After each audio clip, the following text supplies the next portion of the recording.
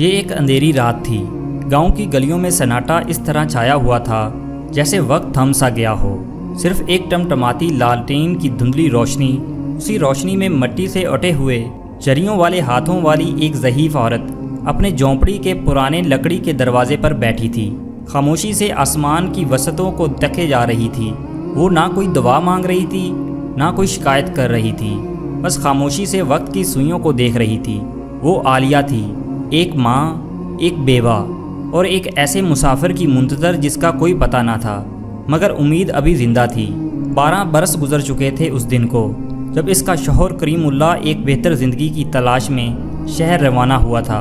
اس نے وعدہ کیا تھا جلدی لوٹوں گا، بس کچھ پیسے جوڑ لوں، پھر ہم سب کچھ بہتر کر لیں گے۔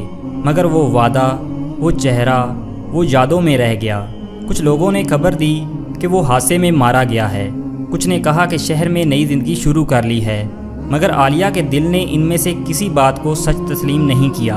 اس کی ممتا ہر روز اسے یقین دلاتی رہی کہ وہ واپس آئے گا۔ وہ روز اسی دروازے کی طرف نظریں جما کر بیٹھی رہتی جس سے اس کا کریم اللہ رخصت ہوا تھا، اور ہر آہٹ پر چونک جاتی۔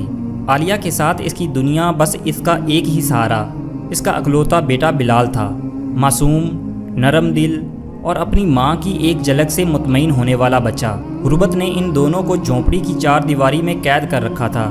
ایک دوسرے کی محبت نے زندگی کو کسی خواب جیسا بنا دیا۔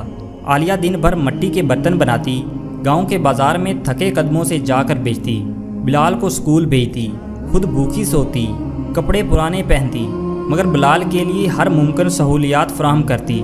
وہ چاہتی تھی کہ بلال اس کی طرح زندگی کی تنگ گلیوں میں نہ الجھے، بلکہ ایک روشن راستہ اختیار کرے۔ ایک دن گاؤں کے اسکول کے ہیڈ ماسٹر نے عالیہ کو بلایا۔ ان کی آواز میں سنجیدگی تھی مگر آنکھوں میں امید کی چمک۔ بی بی جی، بلال بڑا ذہین بچہ ہے، اگر چاہیں تو ہم اسے شہر کے ایک بہترین ادارے میں داخلہ دلا سکتے ہیں۔ اسکالرشپ بھی دستیاب ہے، اخراجات کا بوجھ بھی نہیں ہوگا، لیکن اسے شہر جانا ہوگا، وہیں رہنا ہوگا۔ عالیہ کا دل دھک سا رہ گیا۔ اس نے لمحہ بھر میں وہ ساری تنہائی محسوس کی جو بیٹے کی جدائی سے جڑی تھی۔ رات کو جب بلال سونے کی تیاری میں تھا، عالیہ نے آہستہ سے لرزتی آواز میں پوچھا، بیٹا اگر تجھے شہر بھیجا جائے پڑھنے کے لیے تو تو جائے گا؟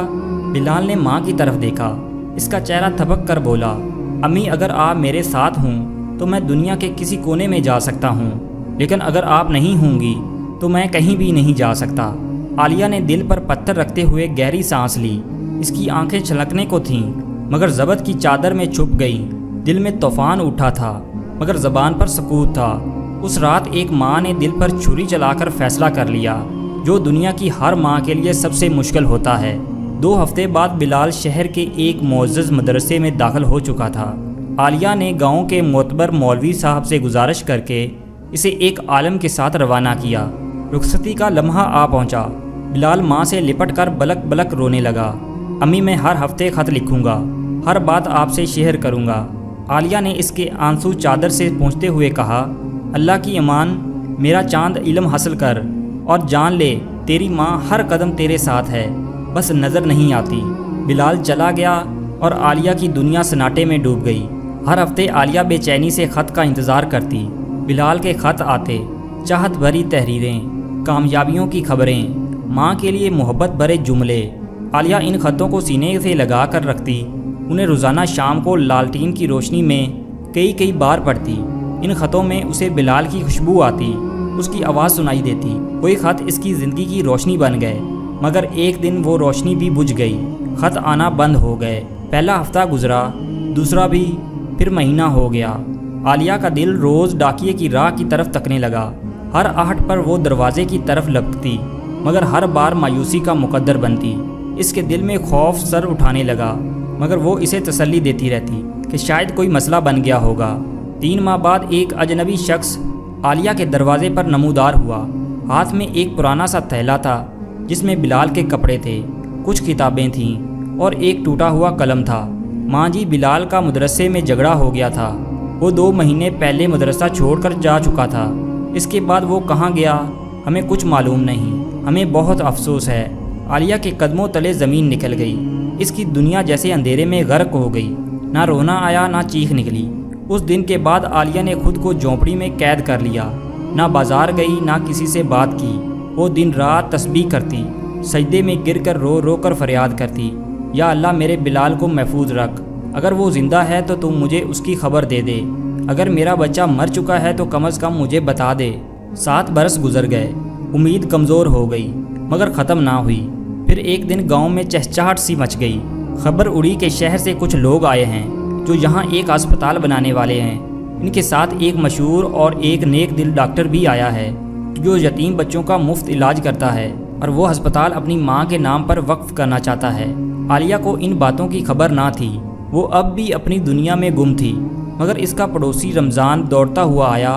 عالیہ باجی سنیے، شہر کا مشہور ڈاکٹر آیا ہے، وہ کہتا ہے ہسپتال ماں کے نام پر بنا رہا ہے، واقعی بڑی نیکی ہے۔ عالیہ کے دل میں کچھ چٹکا اور ایک کونے میں جیسے کوئی روشنی جھلکی، ماں کے نام پر، یہ الفاظ اس کے دل میں اتر گئے۔ اگلے دن ہسپتال کی بنیاد رکھنے کی تقریب تھی، گاؤں کے سب لوگ جمع تھے۔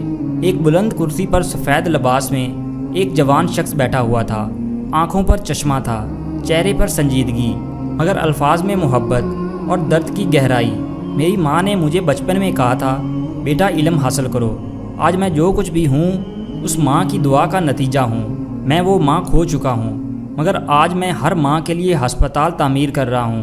عالیہ بے اختیار بچوں کو چیرتی ہوئی آگے بڑھی، ہاتھ کانپ رہے تھے، آنکھیں نم تھیں، دل تیزی سے دھڑک رہا تھا۔ بلال، وہ دھیمی آواز میں بولی۔ ڈاکٹر نے ایک جھٹکے سے اس کی طرف دیکھا، آنکھیں چند لمحے ساخت ہو گئیں، پھر نمکین پانی میں بھیگ گئیں۔ امی! بلال ماں کے قدموں میں گر پڑا، زمین بوس ہو گیا۔ وہ جوان ڈاکٹر ماں کی تلاش میں بھٹکتا ہوا بچہ بن گیا۔ گاؤں کی فضا خاموش ہو گئی، صرف ایک ماں کی سسکیاں اور ایک بیٹے کی چیخ گونج رہی تھی۔ امی، میں کھو گیا تھا، مجھے آپ کا کوئی خط نہیں ملا، کوئی خبر نہ آئی۔ میں سمجھا کہ میں اکیلا رہ گیا ہوں، لیکن دل نے کبھی نہیں مانا۔ ہر اسپتال میں، ہر عورت میں آپ کو ڈھونڈتا رہا۔ عالیہ نے اسے سینے لگا لیا۔ بیٹا، اللہ نے مجھے صرف اسی لمحے کے لیے زندہ رکھا تھا۔ چند ہی مہینوں بعد اسپتال مکمل ہو گیا۔ اس کا نام اس کی ماں کے نام سے رکھا گیا، شفا ماں عالیہ ہسپتال۔ بلال اب گاؤں کا ہیرو بن چکا تھا، ہر بچے کو مفت دوا دیتا، ہر ماں کی خدمت کرتا، ہر بیوہ کو ماں کی طرح عزت دیتا۔ عالیہ اب اس چھت کے نیچے سکون اور اطمینان سے زندگی گزارتی تھی، ہر روز سجدے کرتی اور سجدوں میں گر کر دعا کرتی، یا اللہ کسی ماں کو میرے جیسا امتحان نہ دینا، لیکن اگر دے تو اس کی پکار ضرور سن لینا، اور بے شک ماں کی پکار کبھی رد نہیں جاتی۔